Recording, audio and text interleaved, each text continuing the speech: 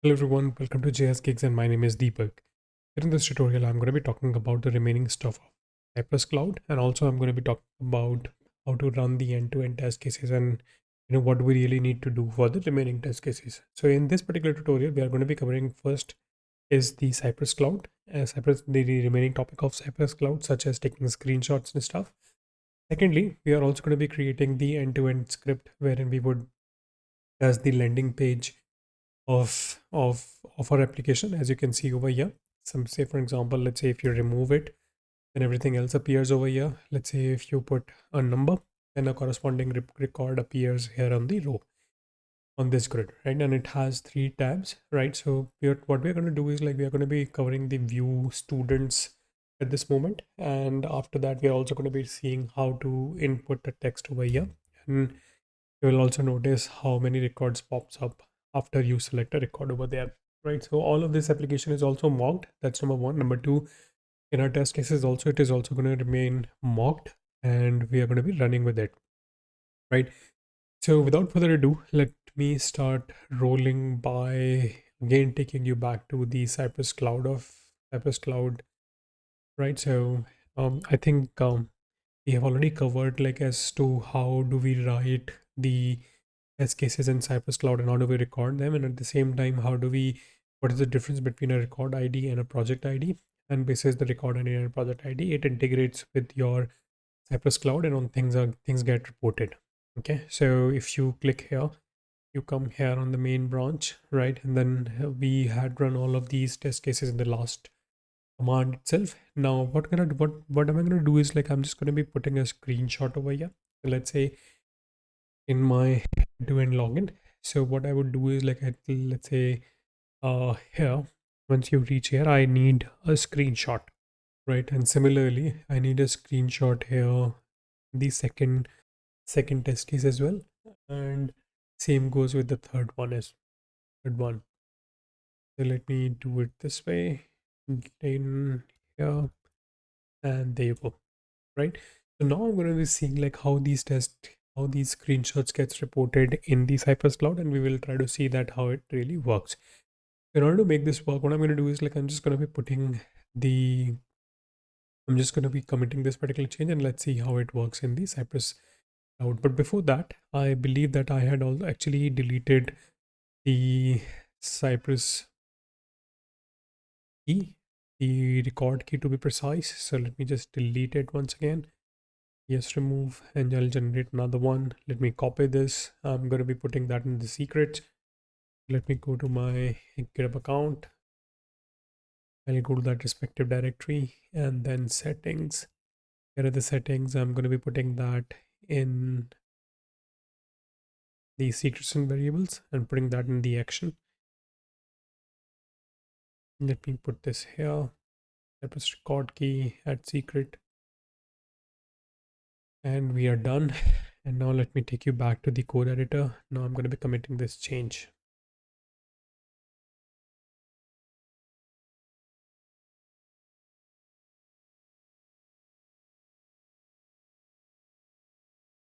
And I've committed it. Let me take you back to the browser, and in the browser I'm going to be seeing like how it really functions. Let me click on the action and it's getting generated over here. Let's just wait until this gets generated, and then we will try to go back to the project of ours and we'll see how it really functions. So now it has paused. Let's just click here and see all of these if the screenshots were generated. So I guess checkout is not required from here.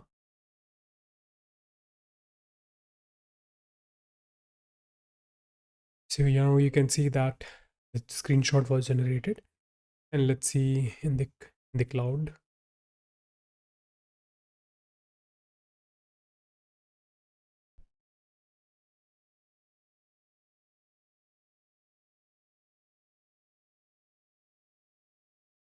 There you go. Now you can see that in the artifact section. If you click over here, you will be able to see the screenshot which gets generated after each of these test cases pass, right? So all of this can be seen here. And similarly for the third one as well, you can basically come here and click on it and actually look at the screenshot. Right, so I think uh, we are good with this as well. Now I'm going to be taking you to the next point. So I believe we have covered good enough for part of the Cypress Cloud. Now I'm going to be moving to the next topic of discussion, which is Cypress command creation, and then how do we test the remaining application in the Cypress, right? So before I forget, let me also delete this key because I don't want you guys to misuse it. And now I'll also delete this from the repository of mine. From here, the settings and secret and variables. Come over here and let me delete this as well.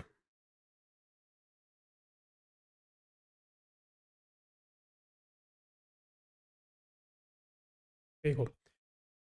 So now we have deleted the keys as well, and essentially our application only contains the project ID, which was given in the Cypress config.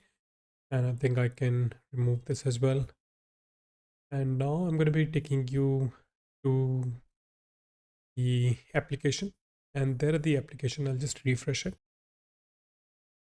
Now I'll quickly give you some of the overview. So the moment you land on dashboard, right, you have these three tabs available. At the same time, if you come here on the landing page, you also have this input, right? So now we are going to be testing these, and also we are going to be looking at like how many rows are getting generated for the amount of data that we have. So in our case, it is going to be 13, and all of this will be validated. But before that, I want to bring your attention to something important. So now if you closely look, you have these three tabs, right? And when you start to write the end-to-end test cases for these three tabs, what you would essentially do is like do the login and then click on these individual tabs, land on those pages, and then probably start navigating and then probably start seeing if the images and the input boxes are correctly placed, and also there are buttons and other input element or the HTML elements are in place. In order to do this, if you can if you can summarize, you would notice that the login is something which gets which happens every moment, right? What I mean, if you focus a little here in this scenario, and you would notice that to test all these three tabs, we will have to do one function in common, which is login. So after login only, you will be able to land on the dashboard, and once you land on the dashboard, that's when you would be able to click on these headers, right? But then to login is absolutely essential in all these three tabs, right? So this is going to be something which is common. So whenever you have such scenario where you are going to be displaying common logic, when you want to write a common logic, there is a way to handle that in the Cypress Cloud. So there is this thing called Cypress command, okay, custom commands, so to say. In our case, what we will do is like we will basically write a custom command, and that custom command is something which will help us log in, and then it makes that particular function glow as a global function. And then from your script, you can just click on the login and can just move to the dashboard, and from there you can navigate to different three tabs, right? But in order to do this, we will have to basically write the Cypress command first. So in order to write this, what I'll do is I'll just take you back to the code editor, and there at the code editor, I'm going to be showing you here in the support section of the support folder within the Cypress folder. So if you look closely, there are a few folders. So one of which is a support folder. Enter the support folder. There is a file called command.ts, right? What is this command.ts? Is essentially whenever you have a global function or a global command that you wish to share across the application or across your test cases, this is where you would have to come and write them, right? And then what I would do is like if you just uncomment this and here, right, and I'm going to be writing the same logic over here, right? And once you save this, this is a login, and let's just read the error. Argument of type login is not assignable to parameter of type e of chainable any. Okay, fine. I think I understand that. So what I'm going to do is like inside the test, I'm going to be creating a file called global.drts. right? Under the global.t.ts, I'm going to be basically declaring the Cypress interface. That Cypress interface will essentially house a login function, and this particular interface is something which I've taken a reference from in the repository of the Cypress. So there you have the RWA app, and for the when you start to test that RWA app, this particular global configuration is defined there. So when you define that in the global.d.ts, what it essentially does is that it gives it a type. It's a type file, as you can see. .d.ts is a type file essentially. So inside this type file, I'm basically defining that what that particular function or what that particular class will essentially hold. Right, so we have defined the command. We have also defined the global.d.ts, and I think that we'll have to give the link of global.d.ts to. Yeah, right. So let me put this here. Reference Cypress. I'm going to be defining that here, and then test global.d.ts. And after this, you can see that the login error below the login function has gone. So now this command, login command, would be available across your application. So in order to use that in different script, what I need to do is to essentially go there in those scripts. So currently the script that we have been using is only for the login. And what we essentially need is another script that will take us to the dashboard page and also test it. In order to do this, let me just create another file over here. So e2e hyphen login hyphen dashboard.ts, right? And then in this file, what I'm going to do is like I'm just going to be writing test cases pertaining to this particular scenario. So let me put this here.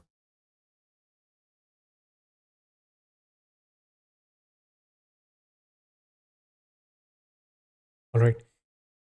So now we can see that we have written the script for the dashboard landing page. Now let me quickly try to run this here and let's see how it functions. Okay.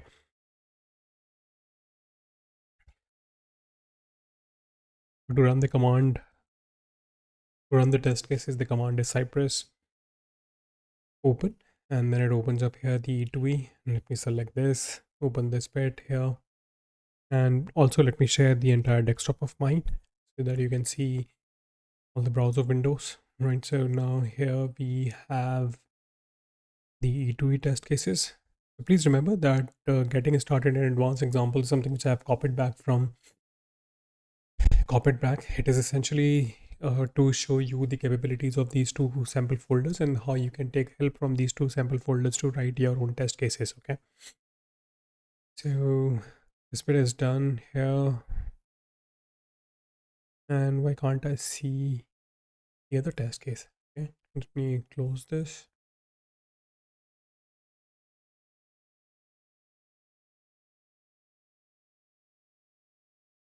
So yeah, the file name must end with cy.ts, and that's when it is considered for Cypress testing. Okay, let me do this again. Okay, so let me start this. Okay, let me close this and start this once again. And here comes the browser. Now you can see that these scripts that I was writing to test these two test cases appear here. This is for the login. Let me go back and run the third test case.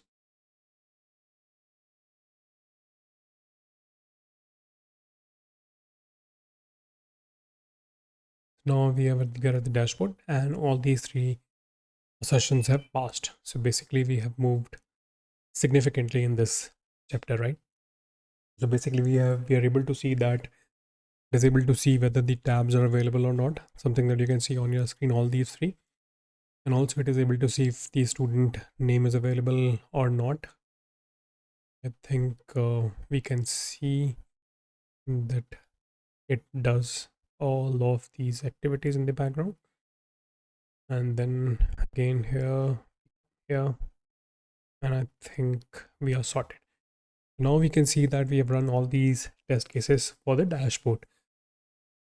So thank you very much, ladies and gentlemen, for listening at all that while. The next tutorial I'm going to be covering the next step, which is from dashboard to the form. And that's when we will try to learn how to test the form and various different inputs such as dates, drop downs, and plain text, numeric text, and all the other stuff, right? So I believe and I hope you are liking my work. If you are, please don't forget to subscribe to my channel. Also hit the bell icon. Please do like and share the videos, and don't forget to subscribe to my channel. Also hit the bell icon in case if a new video you would be notified.